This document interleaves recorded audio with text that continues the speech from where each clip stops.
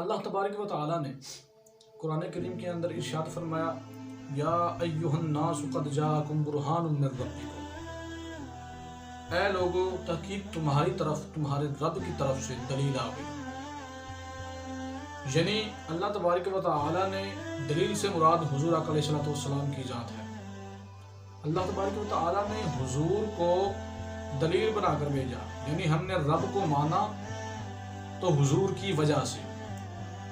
حضور کو رب خالق کائنات نے بڑے احسن طریقے سے بنایا اور حضور کو اس طرح تخلیق فرمایا کہ جو بھی حضور کو دیکھتا کہتا سبحان اللہ۔ اگر کوئی حضور کی زلف عنبری کو دیکھتا تو وہ بھی کہتا سبحان اللہ۔ اگر کوئی حضور کے پاس بیٹھتا حضور کے دسترخوان پر تو وہ بھی کہتا سبحان اللہ۔ کسی شاعر نے کہا کہ دیکھنے والے کہا کرتے ہیں اللہ اللہ، آتا ہے خدا یاد دیکھ کے صورت تیری۔ اور بزرگوں نے کچھ یوں بیان کیا کہ بلغ العلا بکمالہ کشف الدجی بجمالہ حسنت جمیع خصالہ صلوا علیہ وآلہ۔ حضور کی ذات وہ ذات ہے، اللہ فرماتے ہیں کہ سب سے زیادہ حسن جو ہے میں نے اپنے محبوب کو عطا کیا۔ تو ہم نے رب کو مانا تو حضور کی ہی وجہ سے۔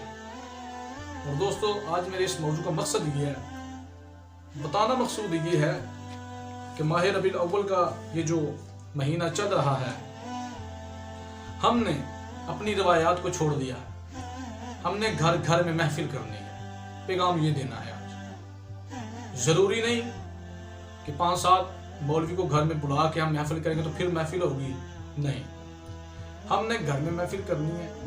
ایک بچے کو نعت سکھانی ہے، ایک کو تلاوت سکھانی ہے، بچے سے نعت سننی ہے، تلاوت سننی ہے، پھر خود بچوں کو دین کی تربیت دینی ہے۔ تھوڑا بہت مطالعہ تو بندے کا ہوتا ہی ہے دین کے معاملے میں، تھوڑا بہت پتہ ہوتا ہے، تو بچوں کو اپنے دین کے حضور کی سیرت کے حوالے سے، حضور کی ولادت کے حوالے سے ہم کچھ ان کی تربیت کریں گے، تربیت کر کے ہم گھر میں میلاد منائیں گے۔ یہی میلاد ہے۔ میلاد کا معنی کیا ہے؟ میلاد کا معنی ہے، اس کا معنی یہ ہے کہ حضور کی ولادت کا ذکر کرنا، حضور کی ولادت کا ذکر کرنا، یہی میلاد ہے۔ اور میلاد میں ہے کیا؟ تو چاہے حضور 12 ربیع الاول والے دن آئے ہوں یا اس کے آگے پیچھے، ہمارا مقصد ہے ان کی ولادت کا ذکر کرنا۔ تو دوستو میرا آج پیغام یہ ہے کہ ہم انشاءاللہ عہد کرتے ہیں کہ ہم اپنے گھر میں حضور کا میلاد ضرور منائیں، اپنی روایات کو زندہ رکھیں۔ تو دعا ہے اللہ تبارک و تعالیٰ ہمیں عمل کی توفیق عطا فرمائے اور ہمارے لیے ذریعہ نجات بنائے۔